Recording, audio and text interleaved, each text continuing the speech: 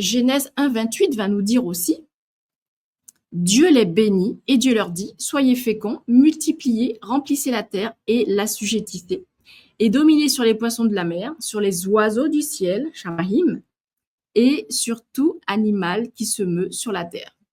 Donc là, on voit bien que l'être humain sur la terre, premier ciel, va avoir une autorité sur des oiseaux qui vont dans le ciel. Donc déjà, on commence à avoir un lien de l'homme, premier ciel, sur une capacité de l'homme, deuxième ciel. OK? C'est important à enregistrer pour la suite. Donc là, on est toujours dans ce qui va décrire en fait le deuxième ciel, mais de façon physique. On a parlé des oiseaux notamment. Mais nous avons autre chose. Alors là, je ne l'ai pas marqué spécifiquement, mais on va retrouver dans Genèse 1,4, toujours Dieu qui nous dit, dans le cadre de sa création, qu'il y ait des luminaires dans l'étendue du ciel, Shamahim, le jour d'avec la nuit, que ce soit des signes pour marquer les époques, les jours et les années, et qu'ils servent de luminaires dans l'étendue du ciel, Shamahim, pour éclairer la terre, et cela fut ainsi. Donc là, on voit bien que dans Genèse, parmi les créations de Dieu, ces fameux luminaires qui ont été mis en place. En réalité, les luminaires correspondent en fait aux étoiles. Les étoiles, les planètes. Donc là, on est vraiment sur quelque chose de tangible, de réel, de connu, et qui est expliqué dans la Bible. Mais tout ça constitue encore le deuxième ciel, qui est au-dessus de nous, que nous voyons, mais qu'on ne peut pas toucher, bien entendu, et qui fait partie du ciel physique. Ensuite, Ésaïe 13,10 nous dit « Car les étoiles des cieux et les astres ne feront plus briller leur lumière, leur soleil s'obscurcira dès son lever, et la lune ne fera plus luire sa clarté. » Donc ça, c'est un extrait dans un passage de la Bible. Mais en tout cas, dans cet extrait, on voit justement que on parle des étoiles, des cieux et des astres. Donc, c'est bien important de comprendre. Voilà des éléments qui définissent le ciel que le Seigneur a créé pour nous, qui est au-dessus de notre tête et que souvent on dit « ouais, mais c'est le ciel, on ne fait pas attention ». Non, faites attention parce que ça reste une création de Dieu et nous devons toujours être dans la gratitude parce que le Seigneur a créé ça, puisque nous avons un soleil tous les matins qui se réveille, sauf dans certains pays où le soleil ne vient pas pendant quelques mois de l'année, dans les pays froids, là, n'est-ce pas? Et en tout cas, on voit dans l'aspect physique du deuxième ciel ces éléments avec les luminaires qui sont les astres, qui sont les étoiles. Et vous allez comprendre pourquoi c'est important de le préciser, parce que c'est dans cette sphère, rappelez-vous, on a parlé des cloches tout à l'heure, donc c'est dans cette deuxième sphère où on va retrouver ces éléments naturels. Ces éléments naturels, physiques et tangibles. Et c'est là qu'il va y avoir à un moment donné quelque chose qui va se passer. Mais on y arrive. Autre élément que nous allons voir dans ce deuxième ciel, ça va être en fait les éléments non physiques du deuxième ciel. Et là, il faut savoir que c'est ce qu'on va appeler un champ de bataille céleste. Là, on est dans les cieux non palpables, non physiques. Et en fait, il faut savoir que c'est un lieu où les êtres démoniaques et célestes habitent. On l'a vu récemment dans les citations, là on va voir concrètement comment ça se passe. C'est en fait dans ce lieu que les anges déchus habitent. Les anges déchus, rappelez-vous, donc pareil, j'en parle dans le livre, les anges déchus, donc je fais référence à cela au péché originel, je vous invite à regarder les informations, j'en parle également dans le livre. Lors du péché originel, un certain nombre de choses se sont produites par rapport à la tentation du mal, mais bien avant ça, il y a eu cette rébellion à travers Lucifer, et quand il y a eu cette rébellion, Lucifer a été chassé. D'accord ? Donc ça, c'est le premier élément. Quand je parlais tout à l'heure du péché originel, c'est le deuxième élément qui a entraîné un certain nombre de conséquences. Donc le premier élément, c'est la rébellion de Lucifer, qui fait qu'il a été jeté du paradis, jeté du royaume céleste, et en fait, il est venu se mettre dans ce deuxième ciel. D'accord ? Donc c'est là où on va retrouver ces fameux anges déchus, tombés du ciel, déchus, tombés. Donc c'est là où on va les retrouver, et c'est là en fait qu'ils sont partis d'ailleurs pour descendre ensuite sur le premier ciel, sur la terre, et c'est là qu'ils ont eu des relations sexuelles avec des femmes. Bon, ça c'est aussi un autre sujet qu'on verra ultérieurement. C'est ce qui a donné justement naissance à ce qu'on appelait entre guillemets des demi-dieux, à des géants. Mais bon, c'est un autre sujet. En tout cas, c'est dans ce deuxième ciel que vivent les anges déchus et toutes leurs manifestations. Ok. Ensuite, dans Éphésiens 6:12, on nous dit également, car nous n'avons pas à lutter contre la chair et le sang, donc le corps humain, les aspects physiques et humains, mais donc nous n'avons pas à lutter contre la chair et le sang, mais contre des dominations, contre les autorités, contre les princes de ce monde, de ténèbres, contre les esprits méchants dans les cieux célestes. Donc ce qui nous est dit là dans Éphésiens 6:12, c'est vraiment la manifestation, les influences, les attaques que nous subissons, et qui viennent en fait de ce deuxième ciel. C'est pour ça que je vous disais tout à l'heure, le deuxième ciel, donc la partie non physique du deuxième ciel, est en fait le champ de bataille céleste. C'est très important que vous compreniez cela. Rappelez-vous, je vous ai dit au début qu'il y a des éléments qui sont non physiques, non tangibles. Donc les gens qui ont du mal à croire à ce qui n'existe pas, qui n'est pas visible, peuvent avoir du mal à comprendre que là, il y a tout ça qui se passe. Et bien justement, sachez aujourd'hui, enregistrez-le, que dans cette deuxième sphère, c'est un champ de bataille céleste. Parce que des choses ont lieu là. Il y a toute cette horde, cette myriade d'anges déchus qui vit là, qui se déploie là et qui est juste au-dessus de nos têtes. Et ils peuvent descendre, parce qu'on l'a vu aussi, hein, on en parle, ils peuvent descendre et avoir des échanges avec les êtres humains. Donc ce n'est pas un rêve, une utopie, on en parle dans la Bible, et la Bible est un ouvrage de référence qui nous explique les choses. Ce n'est pas apparu d'aujourd'hui, ce n'est pas moi qui l'ai inventé, c'est ce qui est dit dans la Bible, c'est la parole d'enseignement que nous avons. Donc enregistrez-le parce que c'est important que vous le sachiez. On va voir comment tout ça, ça se manifeste. Alors, nous voyons également dans Deutéronome 4:19 qu'il nous est dit « Veille sur ton âme de peur que, levant les yeux vers le ciel et voyant le soleil, la lune et les étoiles, toute l'armée des cieux, tu ne sois entraîné à te prosterner en leur présence et à leur rendre un culte.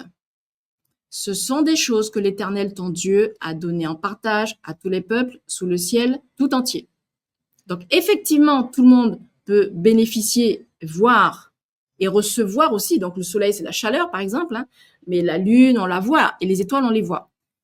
Mais le Seigneur nous a bien expliqué dans son ouvrage de référence, dans son manuel, que nous ne devons pas nous laisser entraîner à nous prosterner devant ces créations, devant ces astres, et à leur rendre un culte.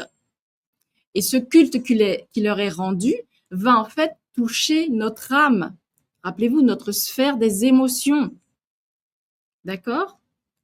Donc, toute pratique qui va vous amener à vous prosterner, à rendre un culte aux fameux luminaires, aux créations astrales, ou à croire à des créations de ce monde astral, le Seigneur a dit que non, ça ne fait pas partie de son plan. D'accord? On va le voir plus loin. C'est très important de retenir ce verset, Deutéronome 4:19. Nous avons également Deutéronome 18:10 qui nous explique encore dans le monde non physique du deuxième ciel qu'on ne trouve chez toi personne qui fasse passer son fils ou sa fille par le feu, personne qui exerce le métier de devin, d'astrologue, d'augure ou de magicien.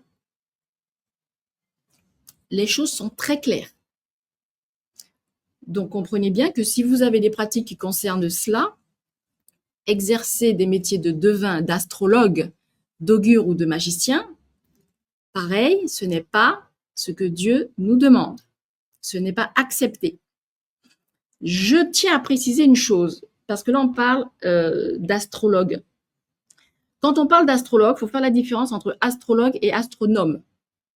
L'astrologue, c'est celui qui va utiliser la divination avec les astres.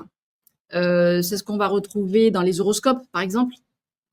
Toutes les études liées à l'analyse, au passage des astres et des planètes. Et ça, ce n'est pas ce que Dieu veut. C'est vraiment condamné par le Seigneur. À différencier de l'astronomie, où là, en fait, c'est l'étude et l'analyse de l'astre en lui-même, c'est-à-dire l'aspect physique, l'aspect planétaire et les impacts et, comment dire, les impacts et influences vibratoires, ça on l'a vu aussi précédemment, de l'astre sur la Terre. Je prends un exemple très simple. C'est par exemple étudier les mouvements de la Lune. La Lune va avoir une influence au niveau tellurique sur la Terre. Elle va amener des augmentations des liquides, donc des eaux, donc de la mer, et ça va entraîner des marées plus importantes. Donc, vous voyez, ça, ce n'est pas la même chose. Il faut vraiment dissocier. On aura tendance à mélanger les deux, mais il n'en est rien. Il faut vraiment séparer les choses. Donc, par exemple aussi, on sait que quand il y a des pleines lunes, on va avoir tendance à avoir plus d'accouchements dans les hôpitaux. Donc ça, c'est pareil, la Lune entraîne une expansion des liquides, et comme nous sommes constitués à plus de 70% d'eau, eh bien, cette expansion va favoriser des accouchements, va favoriser aussi chez les personnes, chez les fous, ça va entraîner qu'il y ait plus de fous qui circulent ou des comportements bizarres. Voilà, donc ça, ce sont vraiment des réactions, on l'a vu aussi précédemment, par rapport à des impacts telluriques, par exemple, des énergies astrales, mais dans le plan de la planète, pas dans le plan de l'esprit. D'accord? Comprenez bien cette différence-là. Donc, je reviens sur ma slide. Ensuite, nous avons aussi Deutéronome 18, 11, donc la suite, qui nous dit, alors, pareil, qu'il n'y ait pas de personnes qui exercent de métiers d'enchanteurs, de personnes qui consultent ceux qui évoquent les esprits ou disent la bonne aventure, des personnes qui interrogent les morts, car quiconque fait ces choses est en abomination à l'Éternel. Donc, je répète, il n'y ait pas d'enchanteurs, de personnes qui consultent ceux qui évoquent les esprits ou disent la bonne aventure, personnes qui interrogent les morts, car quiconque fait ces choses est en abomination à l'Éternel. Donc maintenant, faites le point dans votre vie. Si vous avez ce genre de pratique, sachez que vous êtes en abomination devant l'Éternel. Et donc, il y a des choses à revoir dans votre vie. Peut-être que vous ne le saviez pas, peut-être que vous ne le pensiez pas, mais sachez cela, Deutéronome 18, 11. Donc voilà un enseignement aussi que beaucoup de personnes ignorent et confondent. Je crois souvent des personnes qui me disent être chrétiennes, avoir la foi en Dieu, être connectées à Dieu, écouter la parole de Dieu, mais dans leur pratique, eh bien, ne respectent pas ce Deutéronome 18, 10 et Deutéronome 11, 18, 11. Ok? Nous avons également, tu seras entièrement à l'Éternel ton Dieu, car ces nations que tu chasseras écoutent les astrologues et les devins, mais à toi l'Éternel ton Dieu ne le permet pas. Donc, on voit bien que certaines personnes vont avoir ces pratiques, c'est leur choix, c'est leur libre arbitre, ok, il n'y a pas de souci avec ça, c'est leur choix, mais ils en assument les conséquences. Mais toi, si tu dis que tu es avec Dieu, que tu crois en Dieu, que tu veux suivre les commandements de Dieu et sa loi, et que ce genre de pratiques, tu les avais, il va falloir changer les choses et rapidement. Parce que sinon, ça veut dire que tu n'es pas avec Dieu. Donc, être avec Dieu signifie revoir sa façon de penser, sa façon d'agir. C'est ce qu'on appelle la métanoïa. Change ta façon de penser. Et c'est grâce à ces enseignements-là que nous avons dans la Bible, toujours, que nous avons les éléments à faire ou à ne pas faire. Donc, comprenez pourquoi pour moi aujourd'hui, ce live était très important, parce que c'était vraiment une façon de remettre les choses à leur place, de bien clarifier les choses et de faire comprendre à tout un chacun qu'il y a des pratiques qui sont en opposition avec ce que Dieu nous demande de faire et qui, pour beaucoup, ne sont même pas au courant, ne sont pas conscients que cette pratique n'est pas correcte vis-à-vis du Seigneur. D'accord? Donc, vraiment, enregistrez cela, et si vous voulez aller plus loin, prenez contact avec moi, prenez contact avec votre prêtre ou votre pasteur près de chez vous, de façon à ce qu'il vous explique les choses, mais il y a des éléments qui doivent être changés. C'est vrai que ces éléments-là, d'un point de vue spirituel, de mieux se connaître au niveau spirituel, fait partie des enseignements et des accompagnements que je propose. Il y a également un ouvrage où j'explique justement comment prier, comment faire la différence. Donc c'est un ouvrage qui peut être disponible aussi sur l'académie, on va en parler à la fin. Donc, sachez qu'il y a des éléments qui vont vous apporter des informations. Et il y a également avec vous cette Bible dont je vous ai parlé, et de façon à ce que vous retrouviez ces références, que vous prenez vous pour pouvoir avancer et cheminer. Et dans la connaissance, on a vu au début, mon peuple périt par ignorance, manque de connaissance. D'accord? Alors, nous allons plus loin. Donc, cela signifie qu'en fait, dans ce deuxième ciel, on va retrouver bien sûr Lucifer, qui est l'ange déchu, avec ses anges déchus, hein, puisqu'il est parti avec un trilliard des anges. Nous allons retrouver des entités. Donc, dans cette sphère-là, on va retrouver en fait différentes manifestations de Lucifer et de ses légions, parce qu'ils n'ont pas qu'une seule forme, il faut bien vous dire ça. Ils ont la possibilité de prendre différentes apparences. Donc, ils vont se manifester sous forme d'entités, de petits dieux, de divinités. Alors, je dirais dans cette partie-là aussi que souvent, l'être humain, quand il ne connaît pas quelque chose, que ça le dépasse, ça le surpasse, il va avoir tendance à le considérer comme un dieu, à le considérer comme quelqu'un qu'il faut honorer, lui rendre un culte, parce qu'il est supérieur à lui. Beaucoup de personnes vont faire cela, des personnes notamment qui vont créer des sectes, par exemple, mais il n'en est rien. Donc, c'est justement le fait de connaître qui va vous permettre de faire la différence, qui va vous permettre de discerner. Et les divinités, ben voilà, ça fait souvent partie de manifestations des anges déchus. Nous allons retrouver également là-dedans des esprits errants, des religions limitantes, le monde astral et le bas astral. Okay, donc, pour les grandes lignes, c'est ce qu'on va retrouver là-dedans. Pour aller plus loin, alors, je vais vous citer quelques éléments pour que vous puissiez un peu, à travers ces mots, peut-être mieux comprendre ce qui se passe, mais c'est vraiment un ciel des esprits démoniaques, des esprits errants et des entités qui sont vraiment déterminés et organisés pour accomplir, on va dire, ce mode opératoire du malin qui est tromper, dérober et nous détruire. D'accord? Donc, il veut nous tromper par du mensonge, nous égorger, en fait, nous détruire. Et en fait, tout ce que l'on va pouvoir réaliser, il va vouloir le détruire. Donc, à travers ces sphères, on va trouver des illusions, du mensonge, des tourments, des limitations, de la tromperie, des croyances erronées, des sacrifices de sang, des basses vibrations, des ondes de mort, des parasitages, des dominations, la destruction de l'homme, l'enfermement, le satanisme, le New Age, la religiosité, les voiles et les filtres qui nous empêchent de voir la réalité, le chaos, les nébuleuses, tout ce que vous allez voir en image, en photo qui sera un peu nébuleux, avec des grosses bulles, un peu floues. Faites attention, il y a une petite, ou certainement une origine nébuleuse là-dedans qui vient de ce deuxième ciel. On va retrouver aussi les pratiques occultistes, l'astrologie, les musiques du monde adamique, l'idolâtrie, l'ésotérisme, l'occultisme, la divination, la cartomancie, l'astrologie.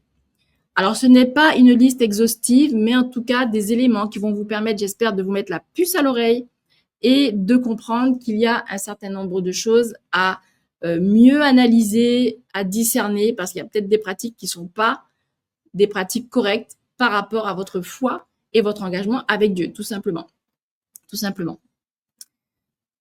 Nous allons, je vais vous expliquer en fait justement un terme qui s'appelle le paganisme, qui permet d'englober certaines de ces pratiques qui ne sont pas correctes. Et en fait, le paganisme, en fait, ce sont des chrétiens qui sont appelés paganistes parce qu'ils sont polythéistes. Ils croient en plusieurs dieux, mais plusieurs dieux antiques auxquels les gens des campagnes, assez souvent, restaient longtemps fidèles. Donc, le paganisme désigne en fait des religions non monothéistes.